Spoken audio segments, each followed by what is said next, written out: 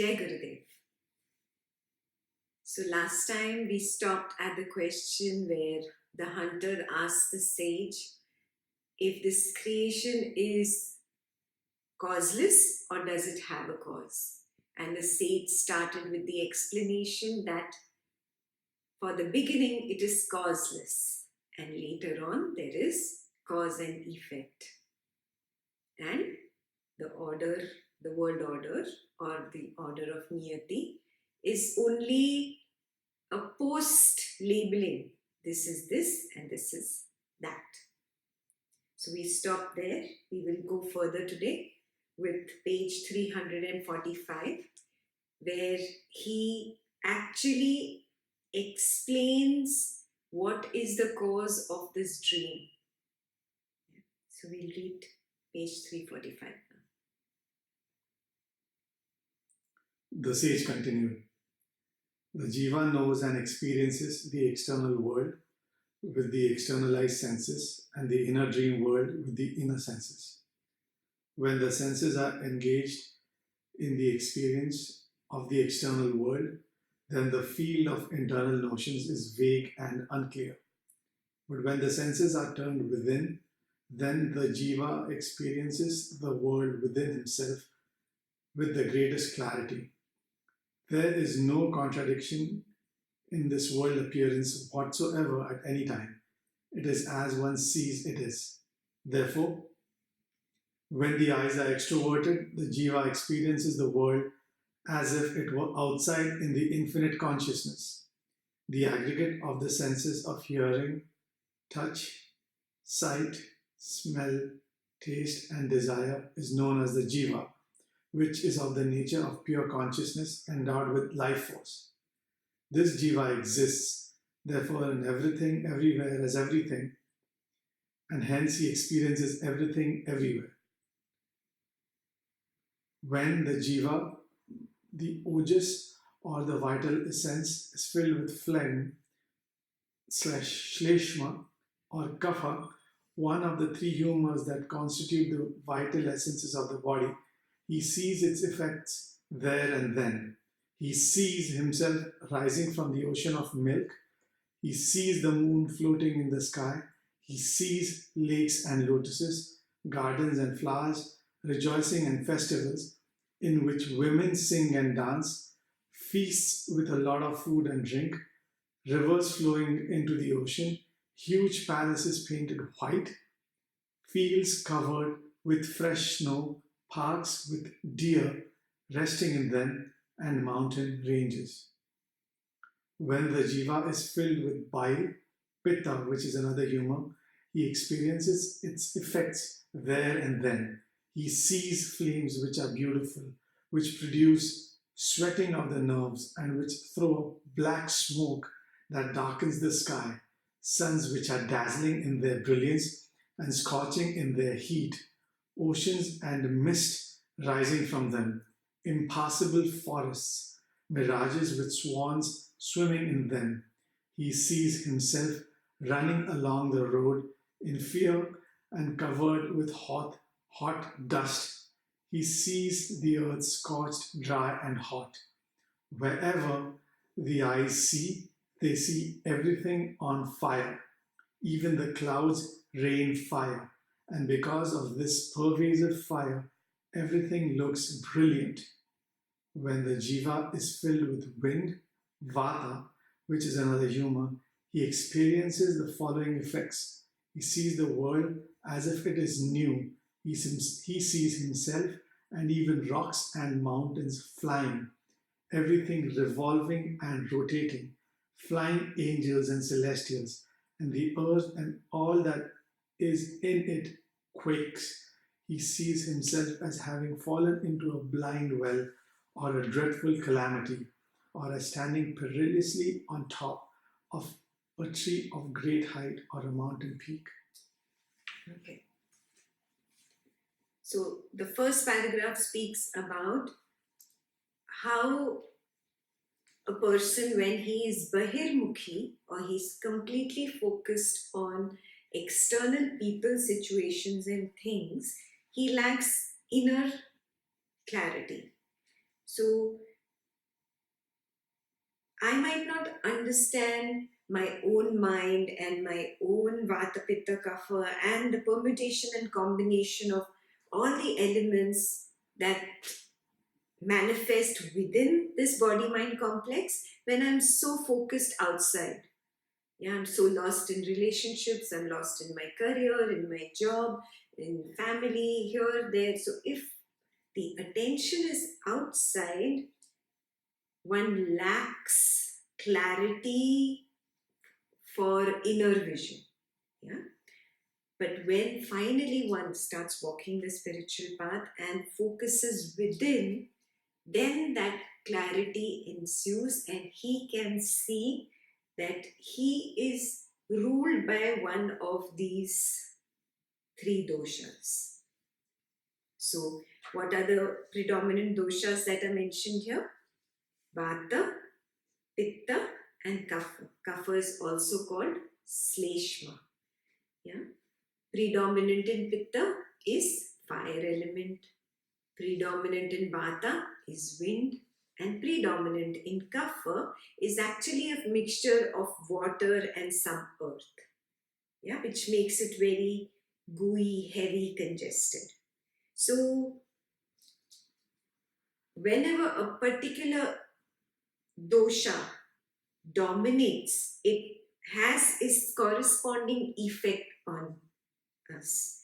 So, when a particular dosha, for example, in the first paragraph, in the second paragraph, they gave the example of Kapha.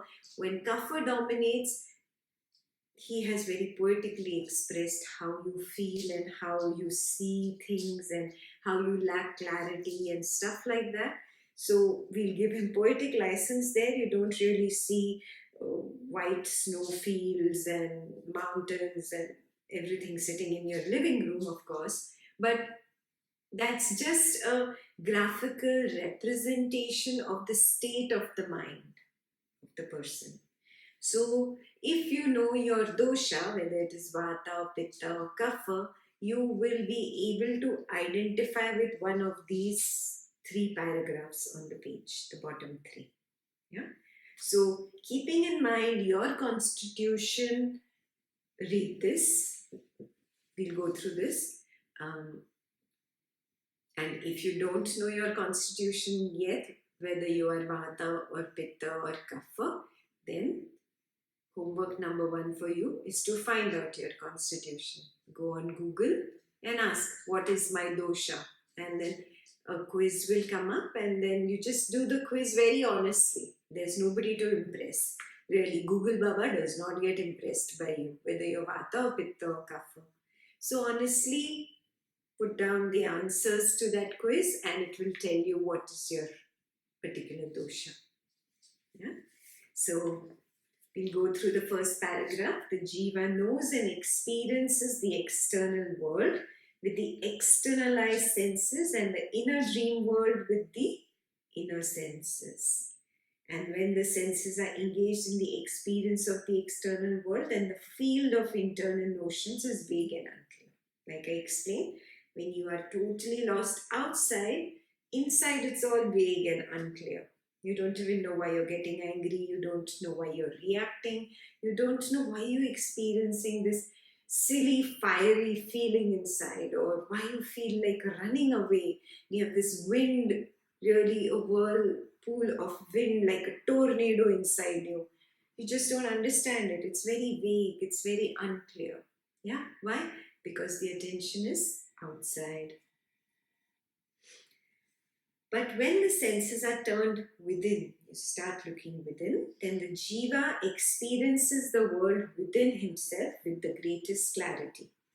There is no contradiction in this world appearance whatsoever at any time. It is as one sees it is. Therefore, when the eyes are extroverted, the jiva experiences the world as if it were outside in the infinite consciousness. Are you getting this? When I'm totally focused outside, I see it As it is means I am outside. I will not be able to see the inside, though inside it is as it is. Are you seeing this? Because my attention is focused on the external senses, yeah, not internally.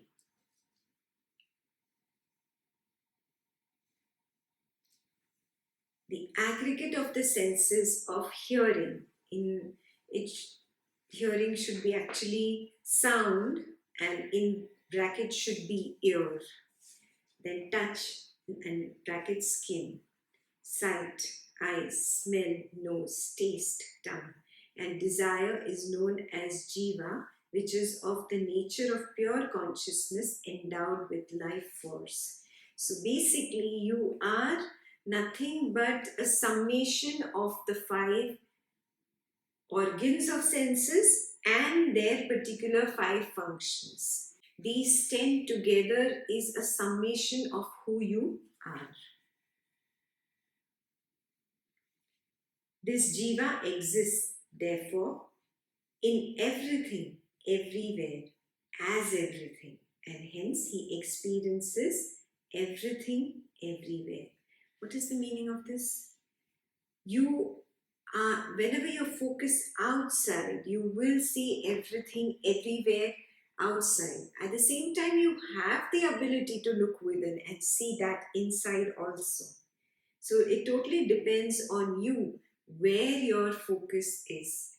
If one can be aware 360 degrees outside and inside, he can see everything everywhere. So the next paragraph is for the Kapha Prakriti people. Of course, it's poetic, so I don't really need to explain poetry, but the people who have this Prakriti will probably identify with this. When the jiva, the ojas or the vital essence, is filled with phlegm or kapha, one of the three humors that constitute the vital essence of the body, he sees its effect there and then. He sees himself rising from the ocean of milk. He sees the moon floating in the sky.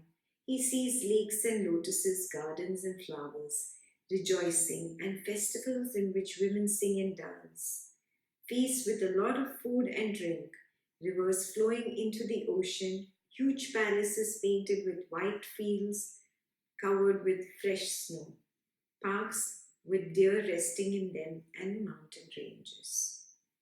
Yeah? It's just a poetic way of expressing how a Kapha Prakriti person is. This is when the dosha is high. So now, when the dosha is high, you can either be on the positive side of the dosha or the negative side of the dosha. Yeah, the balance is in the middle. Understand this. So there are the positive sides of each prakriti.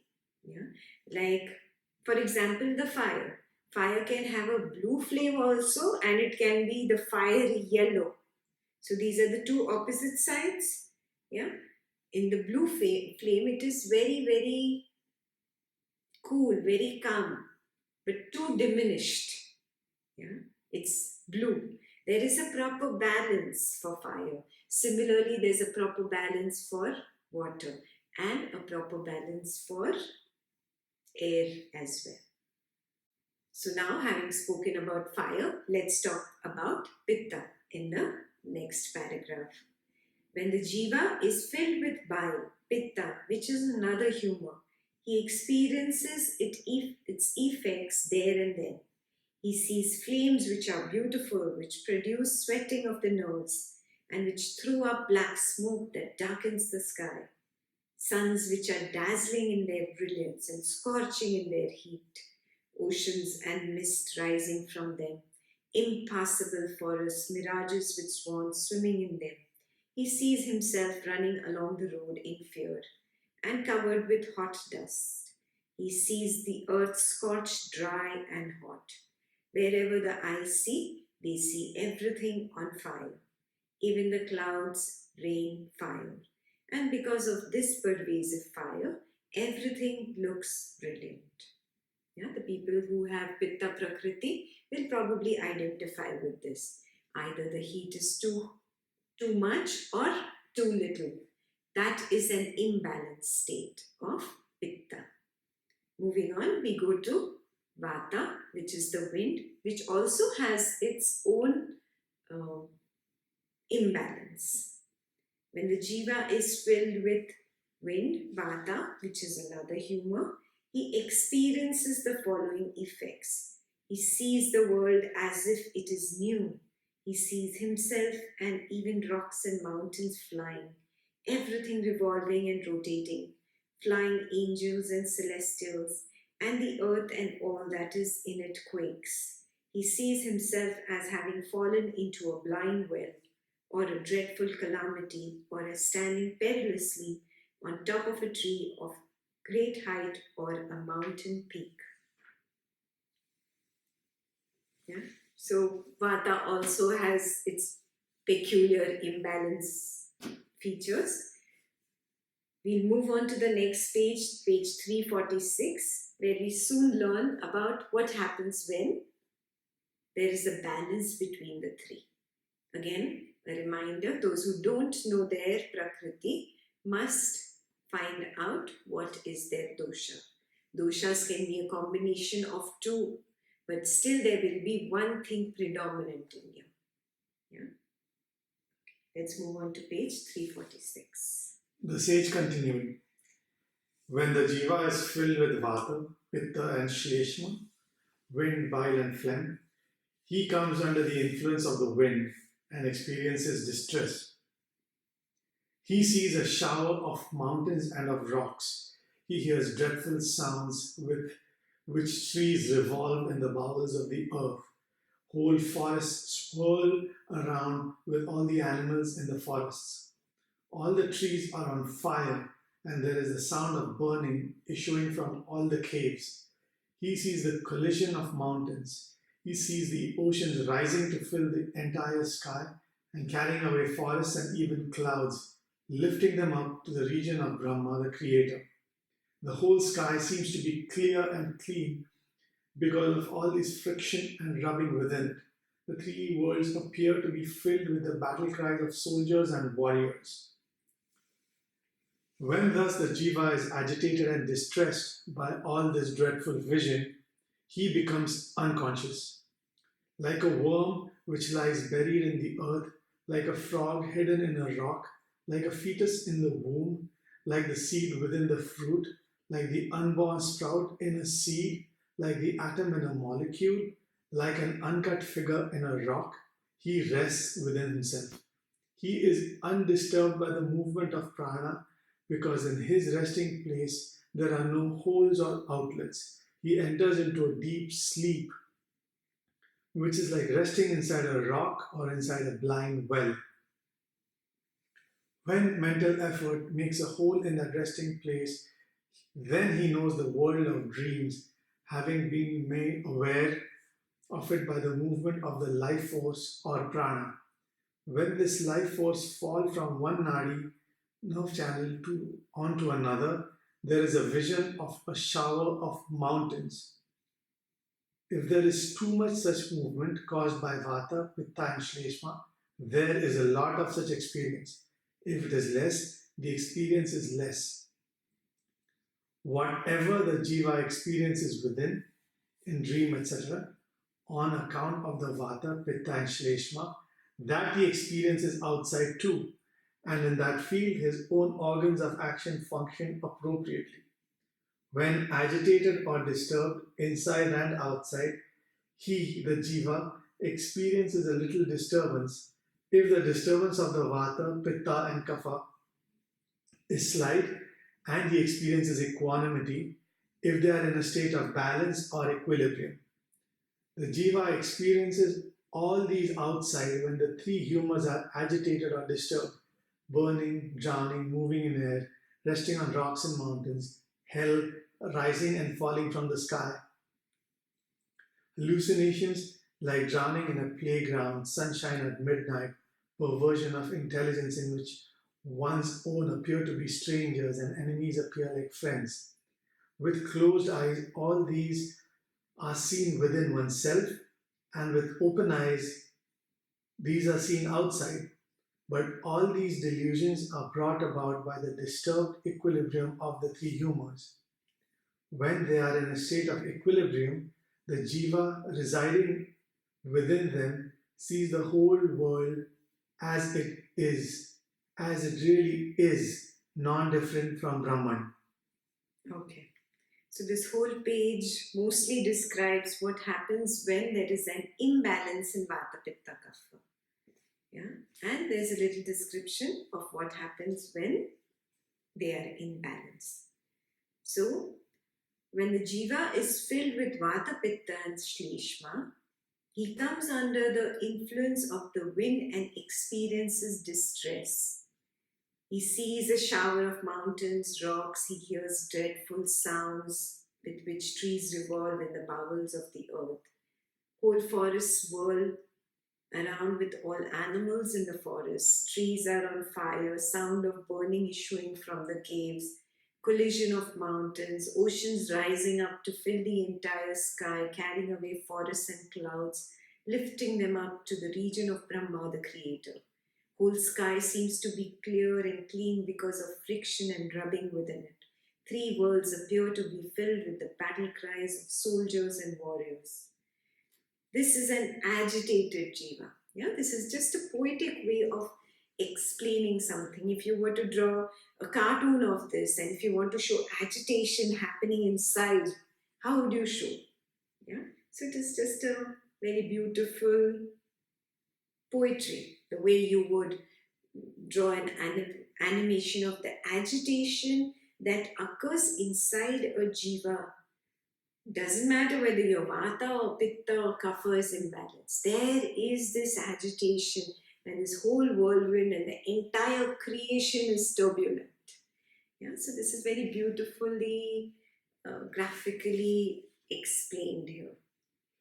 And when thus the jiva is agitated and distressed by this dreadful vision, he becomes unconscious. Means what? When you get so agitated and emotional inside, you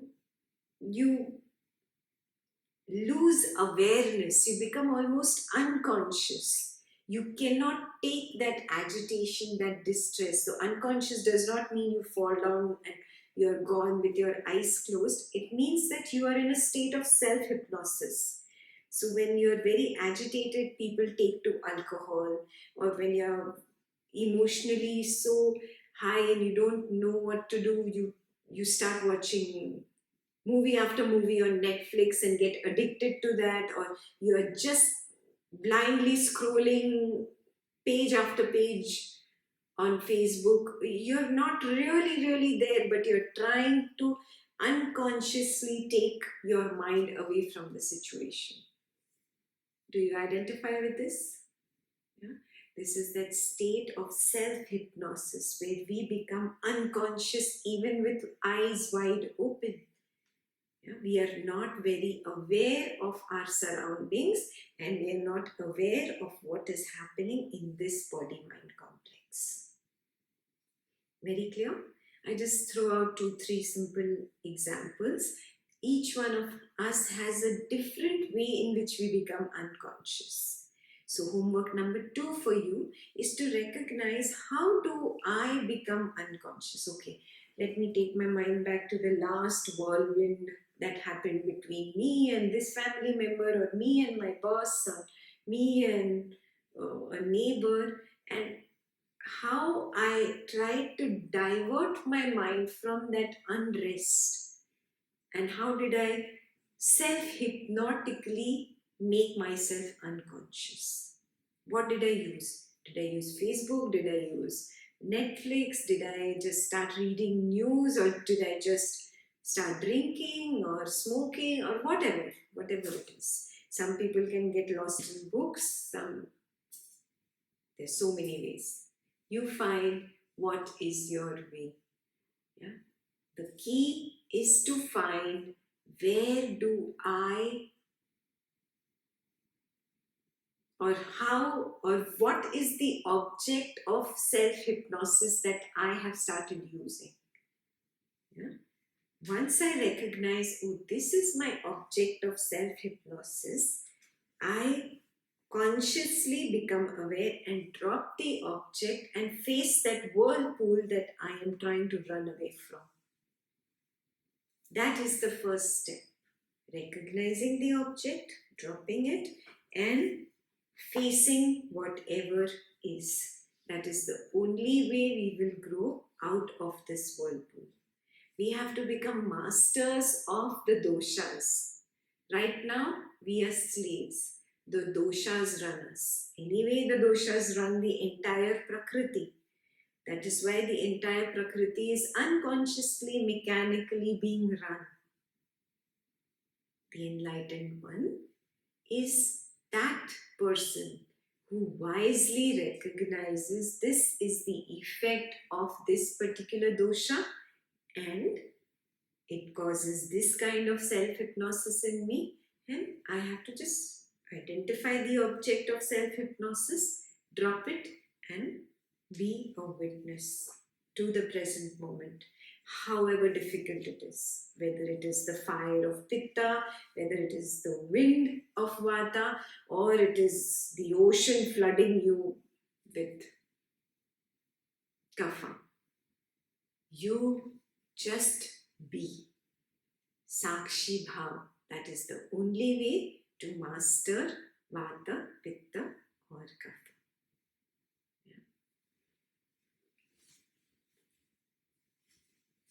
The second paragraph, when thus the jiva is agitated and distressed by all this dreadful vision, he becomes unconscious, like a worm which lies buried in the earth, like a frog hidden in a rock, a fetus in the womb, seed within the tree, unborn sprout in a seed, atom in a molecule, uncut figure in a rock. He rests within himself. This rest is not something positive. Though he's put it poetically, he's not appreciating this rest. He's saying you are unconscious. You are lost in this self-hypnosis. He's undisturbed by the movement of prana because in his resting place there are no holes or outlets. He enters into deep sleep, which is like resting inside a rock or inside a blind well. Yeah? So basically he's calling you a frog in the well here. Yeah? He's saying one who gives into this self-hypnosis goes into deep sleep. Now, next paragraph is when mental effort makes a hole in that resting place. Yeah? What is the mental effort of? This Sakshi Bhav. Then he knows the world of dreams, having been made aware of it by the movement of the life force of prana. When this life force falls from one nadi onto another, there is a vision of a shower of mountains. If there is too much of such movement caused by vata, pitta and shleshma, there is a lot of such experience. If it is less, the experience is less. Whatever the jiva experiences within a dream on account of the vata, pitta and shleshma, that he experiences outside too. And in that field, his own organs of action function appropriately. So whatever this vata, pitta, kapha, it not only creates this entire drama outside, it is creating drama inside. With little mental effort, which is that purushartha or sakshi bhav, you suddenly wake up from that dream. You become aware, oh, there's a whirlpool inside, and that same thing is reflecting outside. The more I am lost in this self-hypnosis stage, my experiences only get exaggerated and more. The less I am in the self-hypnotic space, the lesser my experiences are. So when agitated or disturbed inside and outside, he, the jiva, experiences a little disturbance if the disturbance of the vata, pitta and kapha is slight. And he experiences equanimity if they are in a state of balance or equilibrium. Now understand this balance and equilibrium. Where is the beginning point of the balance? The beginning point of the balance will be in Sakshi Bhav. That is my first beginning point. The moment I become aware That's where the balance starts happening. The faster I become aware, the less agitated I am going to be. The longer I take to become aware, I am going to be lost in this whirlpool of agitation. The jiva experiences all these outside when the three humors are agitated or disturbed. Burning, drowning, moving in air, resting on rocks and mountains, hell, rising and falling from the sky, hallucinations like drowning in a playground, sunshine at midnight, perversion of intelligence, in which one's own appear to be strangers and enemies like friends. With closed eyes, these are all seen within oneself, and with open eyes, these are seen outside. But all these delusions are brought about by the disturbed equilibrium of the three humors. When they are in a state of equilibrium, the jiva residing within them sees the whole world as it is, as it really is, non different from the Brahman. Very clear? So we'll still move forward with the story on page 347 and complete this answer. The sage continued, when I saw, while still in the heart of the other person, my own relations and so on, I momentarily forgot that they were the product of my own notions, and I lived with them for a period of 16 years until I met the ascetic who awakened my intelligence. He revealed to me, all of us are in the heart of a macrocosmic being who is regarded as such by all of us. Even so, there will be other macrocosmic beings for others. This macrocosmic being is the cause for the experiences of pleasure and pain and for the diverse types of actions. When the ojas of this macrocosmic being is disturbed, it is agitated, and that effect is experienced by all of us who are in his heart.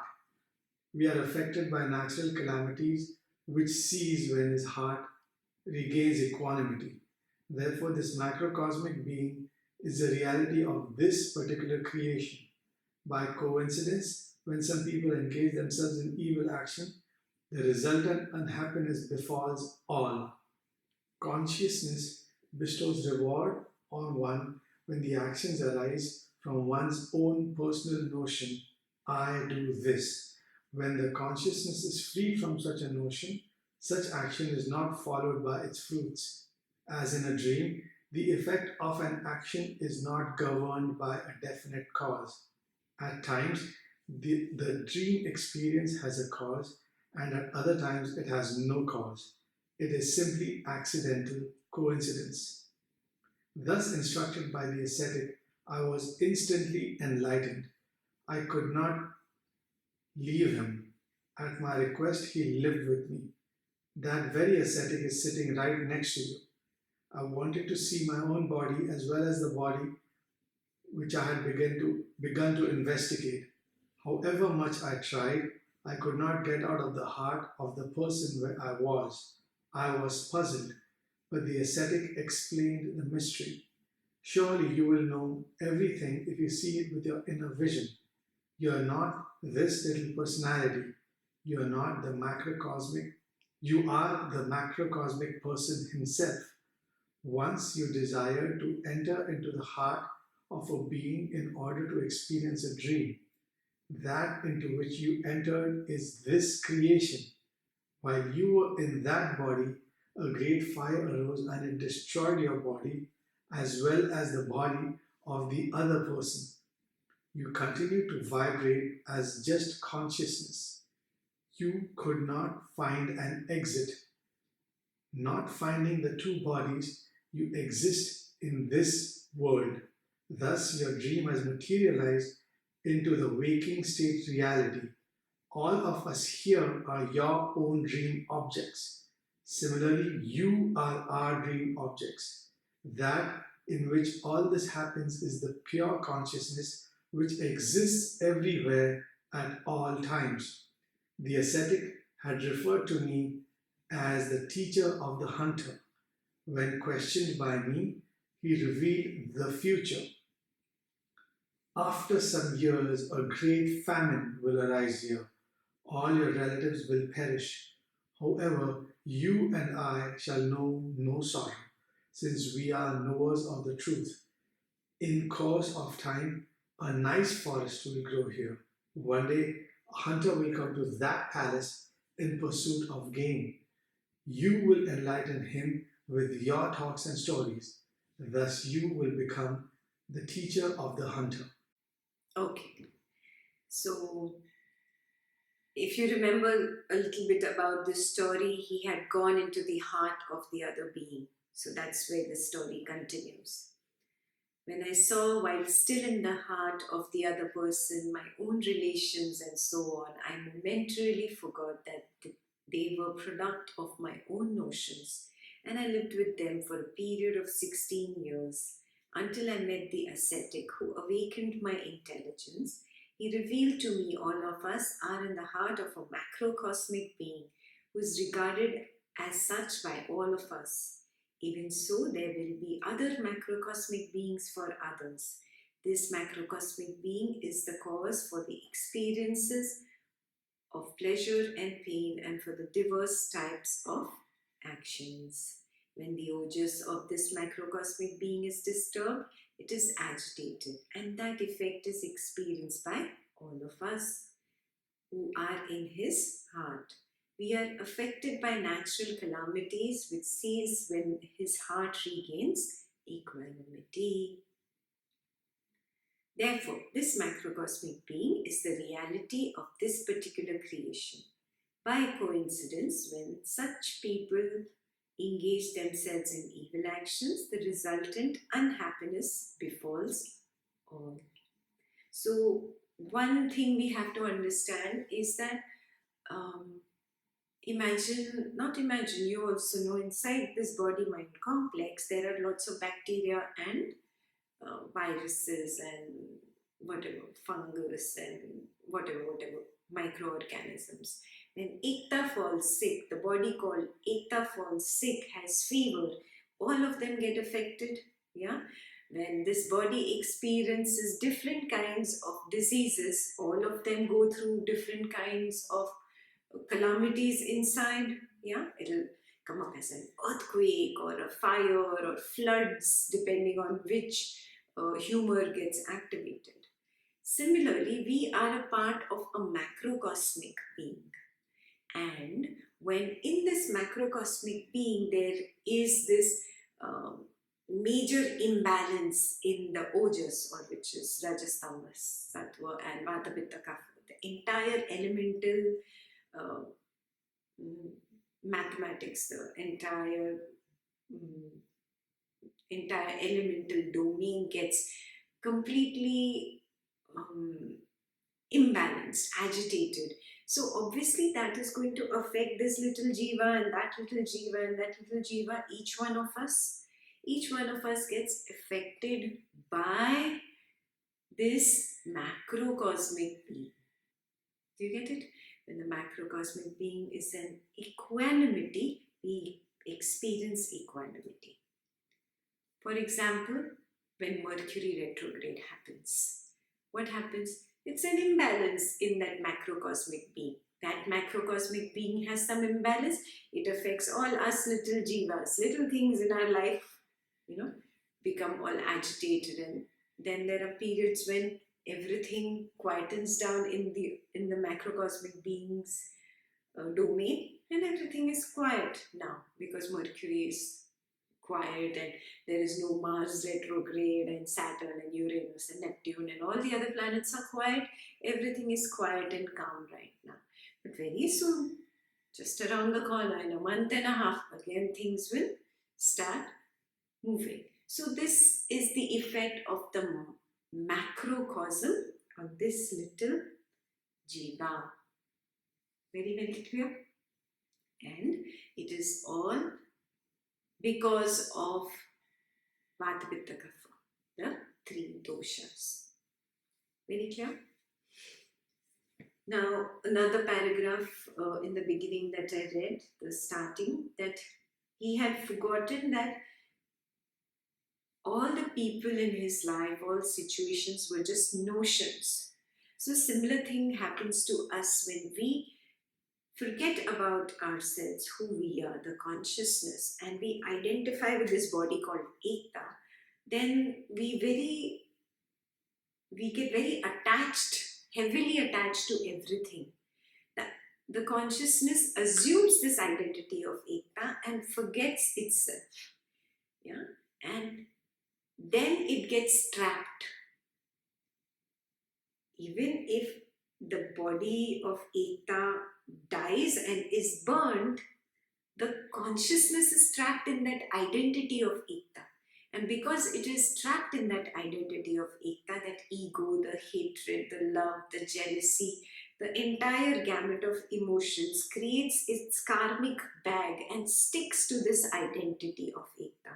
And even if the body Ekta has died, now this identity, an invisible force or ball of karma, this moves on and takes on another body. Might be called whatever. Lina, Tina, Meena. Doesn't matter.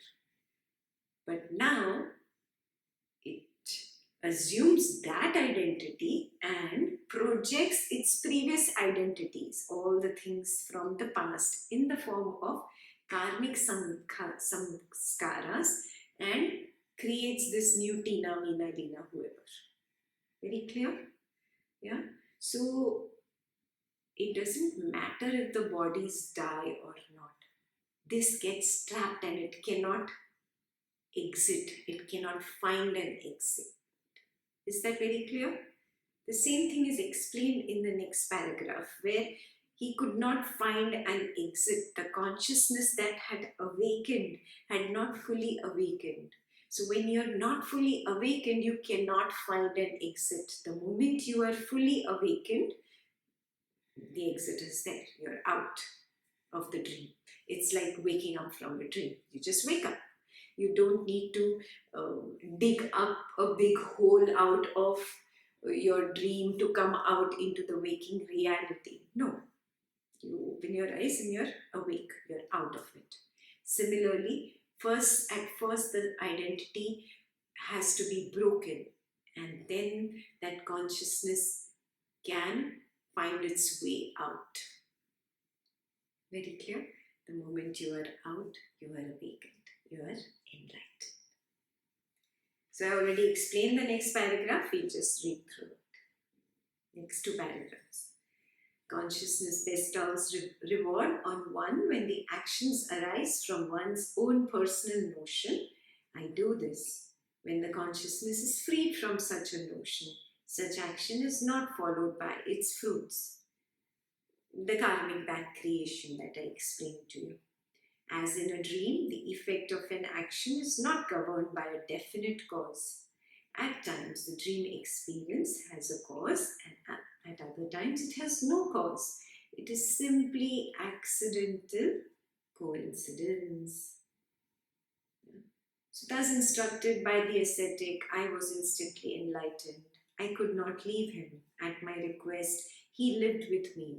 That very ascetic is sitting right next to you. I wanted to see my own body as well as the body which I had begun to investigate.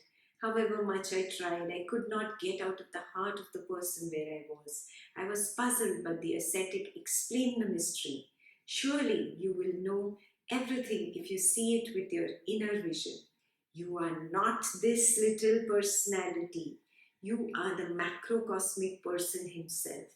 Once you desire to enter the heart of a being in order to experience a dream, that into which you entered is this creation.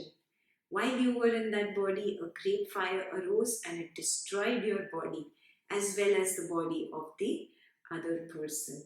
You continue to vibrate as just consciousness, just the Purusha. You could not find an exit, not finding the two bodies you exist in this world. Thus, your dream has materialized into the waking state reality. all of us are here, all of us here are your own dream objects. Do you see this? Whatever I identify with becomes I and my own. And then from that, I project on to this person is like this, and this person I'm attached to, and this person I'm averse to. I like this and I dislike this. These are all coming from my past karmic impressions. That is why one person likes chocolate ice cream and the other one likes strawberry ice cream. Why? How? Projection of the previous sankharas, nothing else. Yeah? So, your dream has materialized into your waking state reality. All of us here are your own dream objects. I am in Aditya's dream, Aditya is in Mitesh's dream, Mitesh is in Jayashree's dream, Jayashree is in Subhu's dream, Subhu is in Mohit's dream. We are all intertwined together in each other's dreams. We are all dream objects. Yeah, it is all projected from our previous sankharas. Yeah? And it's so interesting to be able to step out of this dream and be able to see everything so clearly. It's like seeing every little pawn on the chessboard and being able to see the entire game end to end with the strategies laid down. So it's very interesting to wake up from the dream. Wake up quickly now, huh?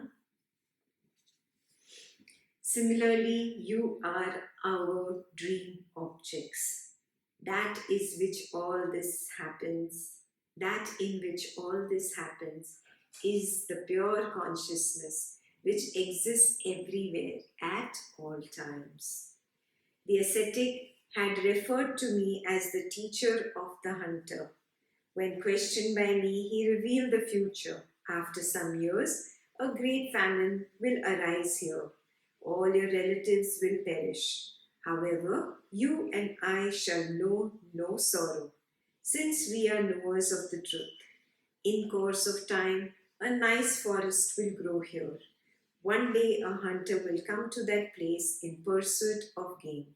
You will enlighten him with your talks and stories. Thus, you will become the teacher of the hunter. Very interesting, no? Yeah. So, I've given you homework for this week. Yeah. Read these 2-3 pages again and absorb this knowledge. Next week, we'll move on to the next question of the hunter for the sage. Yeah, on page 348, we'll move on next week. I'll see you then. Jai Gurudev.